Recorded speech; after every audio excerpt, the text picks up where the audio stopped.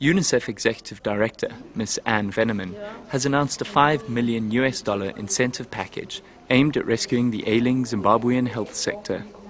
Speaking at the end of her two-day visit to Zimbabwe, Ms. Veneman highlighted the need for major stakeholders to put children at the forefront of their collective agenda. I've had several meetings with stakeholders, members of the government, ministers, President Mugabe, as well as many other stakeholders, members of the donor community, members of the NGO community.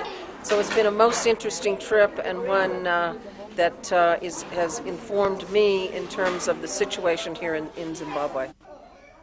The visit by Ms. Veneman, the first by a head of a UN agency in 3 years, comes at a time when Zimbabwe is faced by an unprecedented cholera outbreak, which has claimed more than 2,000 lives over the last 4 months, and a heightened humanitarian crisis, which has seen the collapse of the health and education sectors in the country. During her visit, Ms. Veneman visited the Budariro Cholera Treatment Centre, one of 70 set up in response to the raging outbreak.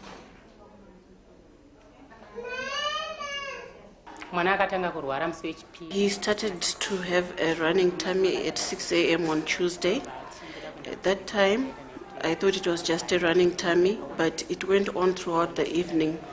And late in the evening, one of my daughters called me and told me that he was getting serious.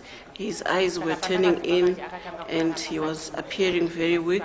That is when I rushed with him to Rujeko Clinic. An ambulance was immediately called because he was passing out diarrhea a lot.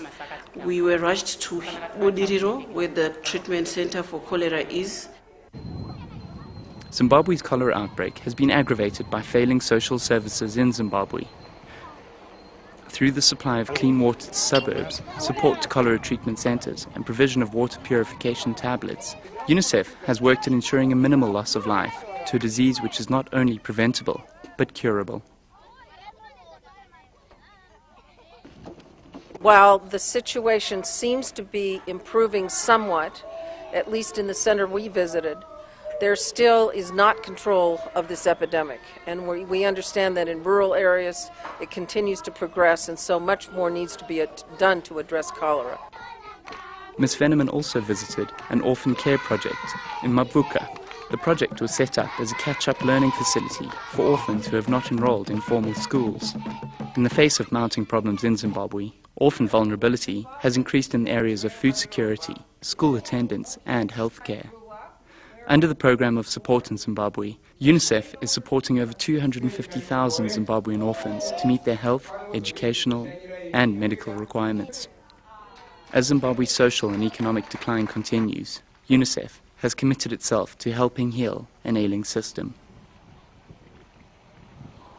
This is Guy Hubbard reporting for UNICEF Television. Unite for Children.